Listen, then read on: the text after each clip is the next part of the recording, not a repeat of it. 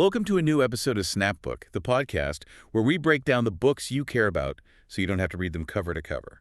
Yeah, and today we've got a really fantastic deep dive lined up for you. We absolutely do. Today's book is The Knowing-Doing Gap, How Smart Companies Turn Knowledge into Action, which was actually suggested by one of you. Right, it's a great recommendation because the core problem it tackles is just so universal. It dives into this wildly frustrating phenomenon where gaining knowledge is only like 10% of the battle and the other 90%, the actual execution, is where most organizations completely fall apart. Yeah, they just freeze up entirely. So what's this book really about, and why does it matter? At its core, this book is about the performance paradox. It's an investigation into why incredibly smart, well-resourced companies consistently do remarkably dumb things. Okay, let's unpack this. It matters because, well, have you ever sat through one of those massive corporate rollouts? Oh, we all have. The fluorescent lights, the lukewarm coffee.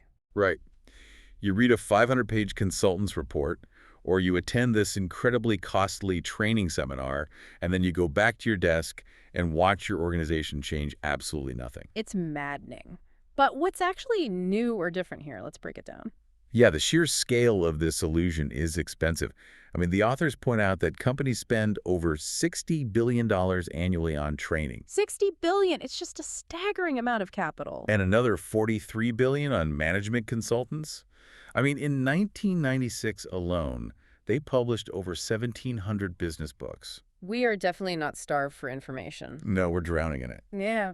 There's this one story in the book where a consultant actually won a bank's business by pointing out a really uncomfortable truth. Oh, I love this example. He showed them that they were about to pay him for the exact same answers they had already received from 4 previous studies over the last 6 years. Yeah, they had commissioned 4 different studies, all telling them the exact same thing. And he basically said, why do you want to buy the same answers a 5th time?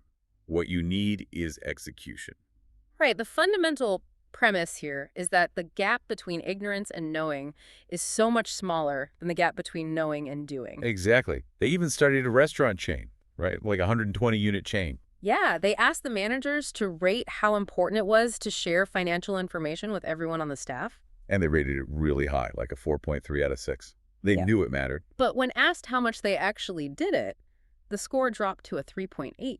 It's like knowing that eating vegetables and jogging will make you healthy, but choosing to sit on the couch and eat chips while reading another fitness magazine. That's a perfect analogy. We don't lack diet books, We lack the treadmill time. We really do. So if we know what to do, why don't we do it?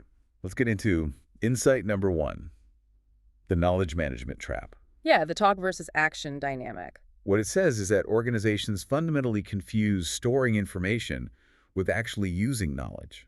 Right. They treat knowledge like a physical commodity. Like it's steel or lumber that you can just put in a warehouse. They cite this Ernst & Young survey of 431 firms. And what did they find? 47% of them focused entirely on creating intranets and data warehouses. Wow, almost half. But only 13% focused on transferring existing knowledge between actual people. And why it matters is that real working knowledge is what we call tacit. It's implicit. It's not in a manual. It's transferred through stories. Yeah. Or gossip, or just watching an experienced person work. Exactly. Up to 70% of workplace learning is totally informal. So sticking a PowerPoint on some corporate intranet doesn't transfer the nuance of how a process actually feels or how it fails. No, it strips all the context away. What's fascinating here is that treating knowledge like a tangible object that you can just digitize is a massive fundamental error. But wait, is a database always a bad thing? What happens when a key employee gets hit by a bus tomorrow? Don't we need that intranet just to survive as a company? Well, the book isn't saying throw away your servers. It's saying the technology alone isn't enough. Look at Corey Billington at HP. What did he do? He ran their strategic planning group, but he acted as a librarian, a consultant, and a coach all at the same time. A librarian and a coach. I like that. Yeah, the technology is fine for being a librarian, but you need human coaches to guide the messy, emotional execution of that knowledge. Right, which leads us perfectly into insight number 2, when talk substitutes for action. This one is so common in corporate environments. Oh, it's everywhere. What it says is that in many companies, sounding smart in a meeting is rewarded way more than actually doing something productive. Yeah, people play status games with vocabulary. Exactly. And why it matters is that heavy jargon and complex language literally paralyze action. It creates total chaos. There's that great example of the company giving out laptops. Oh my gosh, yes. They just wanted to give people laptops so they could check their email from home. A simple hardware upgrade. But they couldn't just say that. They called it a transformation to a virtual organization. Which is just ridiculous corporate speak. And it backfired terribly.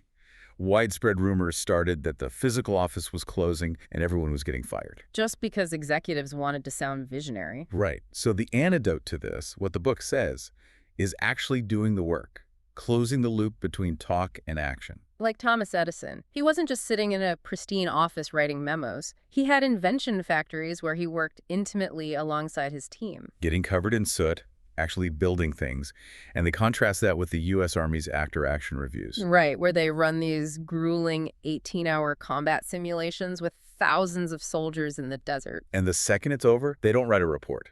They sit in the dirt and immediately debrief to ensure the theoretical talk matches the physical reality. The feedback loop is instantaneous. But wait, aren't elegant plans necessary? I mean, you can't just yell ready, fire, aim when billions of dollars of shareholder equity are on the line. What happens when acting without a flawless plan causes a massive disaster? Well, that anxiety is exactly why companies get stuck. But action is the plan. Action is the plan. Yes, look at IDEO product development. Their whole philosophy is enlightened trial and error. Fail early, fail often. Prototyping. Exactly. A rough, rapid prototype beats flawless planning every single time because a prototype interacts with physical reality while a plan only interacts with human assumptions. That makes so much sense. You learn more from a customer struggling with a prototype for 5 minutes than from 5 months of focus groups. Absolutely. But why are companies so afraid to prototype and fail? I think that brings us to insight number 3, the tyranny of memory. This is a big one. What it says is that precedent, or the whole this is how we've always done it mindset, acts as a complete substitute for active thinking. The authors call it mindlessness. Mindlessness, right. And why it matters is because of this psychological thing called the threat rigidity effect. Which is fascinating. When organizations face threats, you'd think they'd innovate. Right, you'd think they'd try anything to survive. But they actually do the opposite. They hunker down and cling to outdated practices. Atari in 1982 is the classic tragedy here. Oh man, the Atari story is heartbreaking. They were facing declining video game sales, complete panic in the company. But down in their R&D labs, they had a cheap, working prototype of a personal computer. Basically the Macintosh, 2 years before Apple released the Macintosh. Exactly. They had the future sitting right there in their building. But because of threat rigidity, the executives panicked, killed the computer project, and reverted to making outdated video game hardware. It destroyed them. And we saw the same thing with Fresh Choice and Zupa, right? Yeah, Fresh Choice was a buffet chain with a declining stock price. They bought Zupa specifically to learn their superior guest-first culture. A total acquisition of tacit knowledge. But the threat rigidity made Fresh Choice so obsessive about control that they forced Zupa to conform to their failing model. They completely failed to implement the very innovation they just bought. It's corporate self-sabotage. Yeah. And then there's Mattel's sacred cows. Oh, the 71 pages of rules? Yeah. Their R&D department was so paralyzed, they had to hold a 3-day workshop just to identify 71 pages of useless rules. Things like needing multiple executive signatures just to take a laptop home for the weekend. But, isn't institutional memory a survival mechanism? I mean, if we don't respect the past, aren't we just going to touch the hot stove over and over again? If we connect this to the bigger picture, it's about the human need for cognitive closure. Meaning, we just want an answer, even a bad one. Right. We crave certainty, especially under stress. The key isn't amnesia. The key is making implicit assumptions explicit. Ask yourself, does the historical condition that created this rule still exist today? You have to wake up and interrogate the process. But that's hard to do when people are terrified. Which brings us to insight number 4. The paralyzing power of fear. Fear is the great paralyzer. What it says is that fear is actively used as a deliberate management technique. The tough boss mentality. Because of this unexamined assumption that without the threat of being fired, people will just naturally become lazy. Right. And why it matters is that fear destroys the ability to turn knowledge into action. It creates what the book calls the MUM effect. Minimizing unpleasant messages. Yes. People just hide bad news to avoid getting in trouble. like analog devices. That's a terrifying case study. They had this wildly successful tool quality management program in '87. Everything was great, defect rates were dropping, Until the stock price dropped in 1990. and the company did massive layoffs. Instantly, fear flooded the building, and the TQM program collapsed. Because the workers realized that if they suggested an efficiency improvement, their friends might lose their jobs. Exactly. Defects skyrocketed because they refused to participate. And then there's the story of that banking executive. The one who demanded his team take the hill by 8 o'clock. Yeah, he said, I don't care how you do it, just don't come back with excuses. And what happened? People were so terrified they just began to cheat and fake the financial numbers. But, okay, let's play devil's advocate here. Some of the most famous CEOs in history, guys like Steve Jobs, were notorious screamers. Doesn't fear sometimes act like a blowtorch that cuts through the corporate fat? I completely disagree with the blowtorch theory. Fear creates extreme short-termism. Meaning you just survive the day. Right. You cannot have learning by doing if the penalty for a failed experiment is losing your mortgage. Your prefrontal cortex basically shuts down. So it's the alternative. Look at AES, the global power company. They have a culture of rapid forgiveness. Or PSS World Medical, where their core value allows anyone to talk to anyone, even the CEO, without retribution. Removing the fear allows transparency. Exactly. But leaders who use fear often set up systems to keep people off balance, which leads to insight number 5, the poison of internal competition. This is where organizations really shoot themselves in the foot. What it says is that companies force employees to compete against one another, confusing motivation with competition. Zero-sum games inside your own walls. Right. And why it matters is because internal competition completely destroys knowledge sharing. Just look at the investment banking industry. Oh, it's brutal. Massive signing bonuses, forced rankings. The result is that assets, meaning the bankers, walk out the door every single night. Because no senior banker is going to mentor a junior analyst if that analyst is a direct rival for their bonus pool. They hoard their contacts. And the authors call out the sports myth, right? Yes. Business leaders love sports analogies, but they fail to understand the difference between the social facilitation effect and the social inhibition effect. Okay, explain that, because it blew my mind. So, the social facilitation effect means competition helps for routine physical tasks, like running a race. Having a rival makes you run faster. Adrenaline kicks in. Right. But for novel, complex intellectual tasks, the social inhibition effect takes over. Competition causes people to focus their mental energy on their rivals rather than the actual problem. It destroys creativity because you're too busy watching your back. Precisely. But can we really use a purely collaborative model in the real world? Aren't humans naturally wired to want to be the alpha? I mean, what happens when you remove all internal competition? Well, this raises an important question, but the proof is out there. Look at the Men's Warehouse. The suit guys. Yeah, their CEO, George Zimmer, works the floor with employees. They use team selling. Team selling, right. So one person gets you a coffee, one person measures you for the suit, and maybe another one entertains your kids. And the customer has no idea who gets the commission. They don't care. They just remember the incredibly supportive vibe of the store. Because the real competition is outside the building, not inside. But to reward collaboration, you have to change how you keep score. Which brings us to our final point, insight number 6, the measurement trap. Oh, the spreadsheets. What it says is that badly designed or overly complex measurement systems are actually the biggest barriers to action. Because companies either measure too many things or they just measure what's easy to put in a spreadsheet. Right. Why it matters is cognitive overload. There's this story from a consultant, Mark Graham Brown, about a telecommunications client. The one with the massive reports. Yeah.